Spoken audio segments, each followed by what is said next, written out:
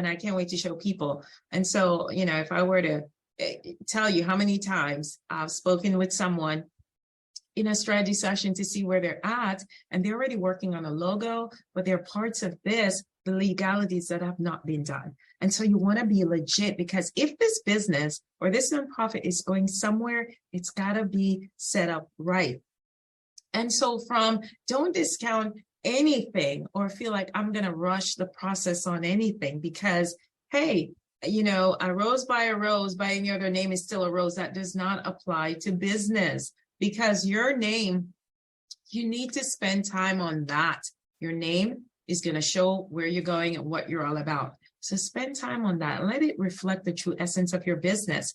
And you need to search this with your state and get it registered. Don't put it on the logo yet. No. We're not there yet.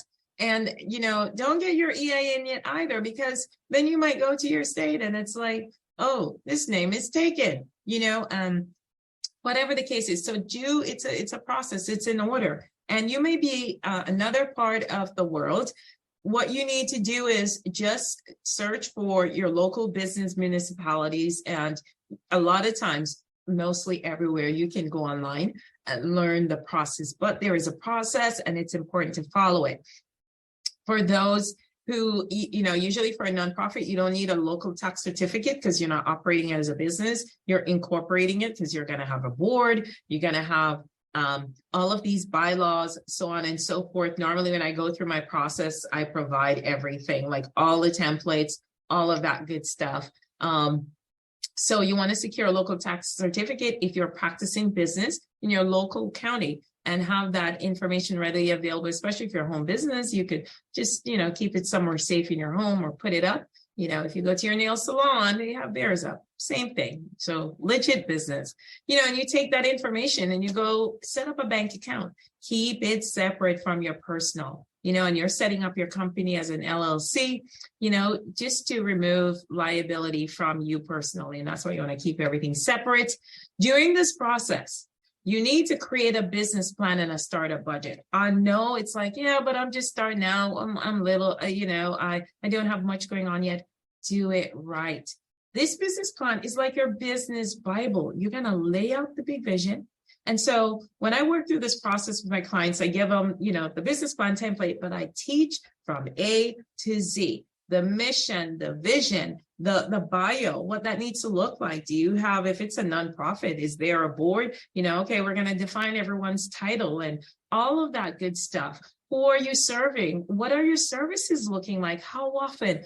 All of these things. Who's your ideal client? Breaking all of that down, and so really, normally when I walk through the process of a business plan, someone can take that and give to somebody and say, hey, build my website. Whatever you need is in here. So it makes the process simple and it really breaks it down, right? So create your business plan and start a budget. And then there are business systems and templates you need to have in place, so you may need a CRM right away where you're going to store your client's information. So depending on where you start, or for some of you, an Excel spreadsheet might be just great for right now. But at least you're going to know, the tools and the systems that you are going to grow in, know them up front so that when you're ready for them, they are there, right? And they are great websites you can go to where there are templates available for business owners, even contracts that you need to have written. Templatelab.com is a great one that I use and I refer my clients to. All kinds of templates that you could, take and customize. So it's just being able to walk through the process, what it needs to look like, your standard of operations, and you're just building out the culture of who you are. Because remember, before you know it, you might be taking on people. And so you need to have things in place and be ready for them and to share, this is what my company is all about. All right. So I see that in here. That happened to me. My name didn't get approved by the state, but I already secured my EIN with what I thought I was going to use. So you see what can happen. So, follow the steps, and then that way you don't have to be backtracking. That's the firm foundation that we talk about, and the peace of mind and minimizing the worry. All right. So moving right along. So now you set this thing up, right? but now we need to brand it. So branding is not like, oh, let me just do my website and a business card and all of that. There's things you need to do before, even colors have meaning, break that down. So colors, logo, your tagline, like, hey, Nike, just do it. What does that tell you, right? Just do it. Coca-Cola, open, happiness. A lot of these companies, who have taglines that you follow, that you watch, just think about what you get from their tagline, right? It's just their mini promise to you, right? And it explains a little bit about your company. Photos make the difference, people. Photos, stock photos, personal photos. Please, if you are launching a business, please invest in a photographer. A photographer, if you're having a website, invest in a photographer for clean, clear shots. Please do not use your cell phone, right? Your cell phone is great for social media and all of these things. But if you are benchmarking yourself right now, you're not benchmarking yourself against you as a startup, a new company. You're going to benchmark yourself against some people who are doing it well already, that you say, gosh, that's my goal. Those are goals I desire to, where I desire to be, even if I'm not doing exactly what they're doing. And if you don't have people who are doing close to what you're doing at a super high level, go find them and benchmark yourself against them and get as close to that out the gate as possible, because visuals are everything. People are going to pay you for what they perceive. So if you have a service or product and you say, oh, I'm just going to, take some little photos and put it on a brochure, but this is my price point. People pay for the value of what they see. Right? And so you've got to step out there as your best. We did it with corporate America, right? Some of us had the uniforms. You got to have the bag, the shoes, the this, the that. And our LinkedIn profile was great. We had a professional shot. Okay, this is your baby. This is your dream. You were building somebody else's and probably still is. Own this baby and say, hey, I'm not going to turn this down for nobody. They're operating up here. I'm going to figure out frugal ways to get there. And I got to look like my stuff got to look super good. Own it. Be proud of it. Step out in it and get it done. So your website, I kind of walk through what you need to do for that. But, your homepage, your about page, you don't need anything super crazy. For some people, it's like a one-page site. When you click to about, it takes you to the middle and contact at the bottom. So you don't have to get too crazy about, hey, I need to build a 5-page site out right now. So depending on what it is, but find somebody who can, and look at the work that they've done and to see, hey, I'm going to trust this person to build something out for me. You've got to build out your social media platform. So which ones are relevant? Where are your people hanging out? That's where you're going to go and engage the most. And then, of course, back to the business cards and so forth, collateral, brochures, whatever it is, signs, if you're going to do vending places and all of that.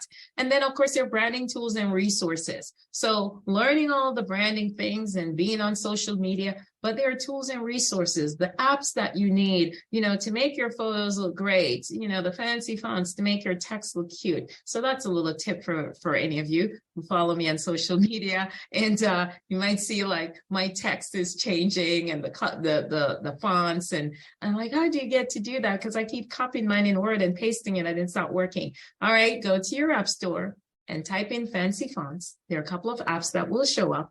Pick the one you prefer that you want to work with. And, it will guide you. You can see little examples of how to do it.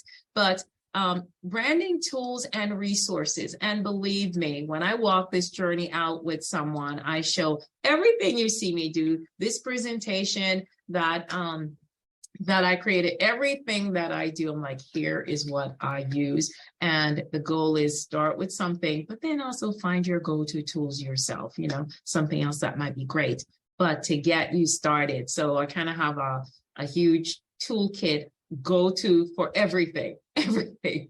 All right. And I've had to learn these over time. And so I just, I'm happy I share them. All right. So logos. So here are some logos that, my clients have, that I've worked with. So many, I just picked a few to kind of share with you the colors and what they mean to people and just embodying everything, their taglines, whatever. So just kind of wanted to share that with you. And when I talk about photos, so that's another thing when I talk through branding. On the left is Philip. This is Latina does makeup, Philip. And so sometimes when I do my retreats or when I advise people, I talk through, hey, you got to get professional photos, but the quality photos. We don't have to be dressed up all the time or whatever, but make sure our photos are crisp, clear, even if it's on our cell phones. But we do need proper branding photos, especially for our website. So make the investment. And, sometimes do it off season. Right now, PWG Lens is offering, I think, $100 for headshots. And normally Philip is super expensive. So, catch them off season too. Like, oh, let me get some photos now. So it makes a difference, right?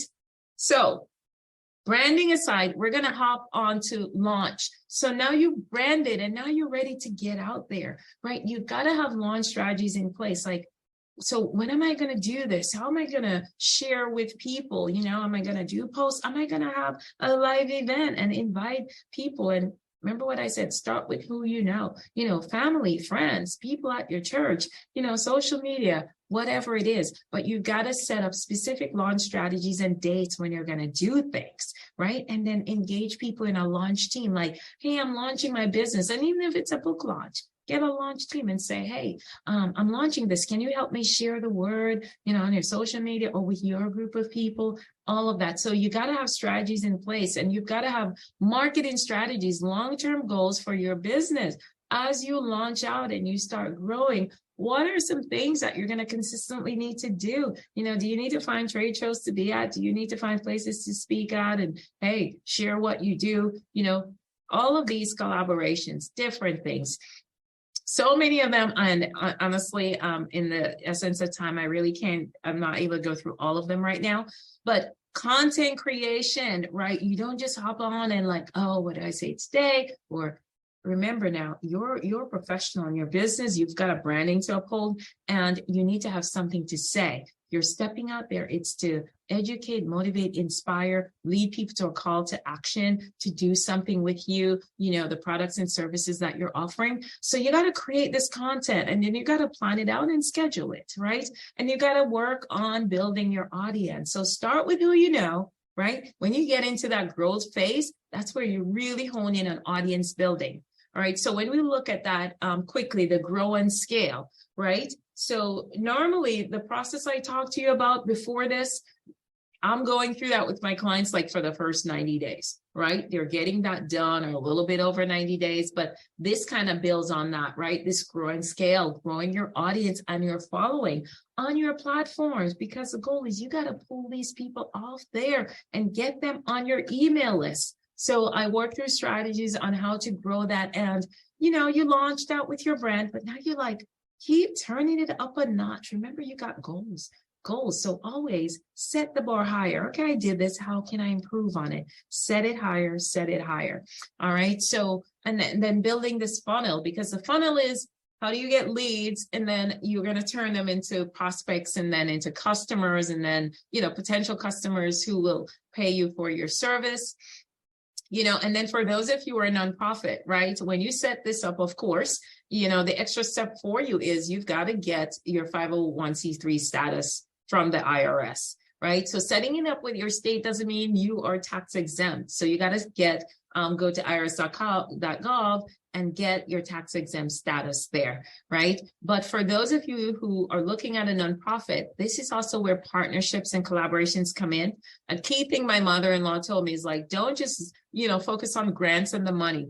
You're going to make a list of everything that you need to make this thing work, to be able to serve people well. What are the goods that you need? What are the resources? What's the manpower? And then you look for those. Who has those things? Not just the money, because sometimes we don't always get the money. Believe me, I know it. All right. So, and then as you grow, there are non-essentials that we have to get off our list. because now we're the visionaries and we're sometimes the main talent. And so what are some of these things that now somebody else needs to do it? And whether you're going to get an intern or a VA, whatever, you're going to start looking at building out your support team, right? Systems and automating things as much as possible. Make it efficient, right? So if I would be on the phone earlier on when I launched my business and I'm like, oh, somebody wants to meet with me, and I'm like, what time are you available? What time are you available? And all right, hold on, let me put in my calendar. Well, automation is, now you have Calendly or Acuity, you set up your scheduling there, your availability, and you say to someone, here's a link. I have a bunch of times in there, pick which one works for you. They book it, and then they get a Zoom link. It puts it on the calendar. So you got to start automating all the little things that you can, and then prepare yourself to diversify. You may start off with this big vision and start it with one thing. Say you have a coaching program and you launch this one course, but you have an idea for other things. Later on, diversification comes in, and that's where growth and scaling also comes, right?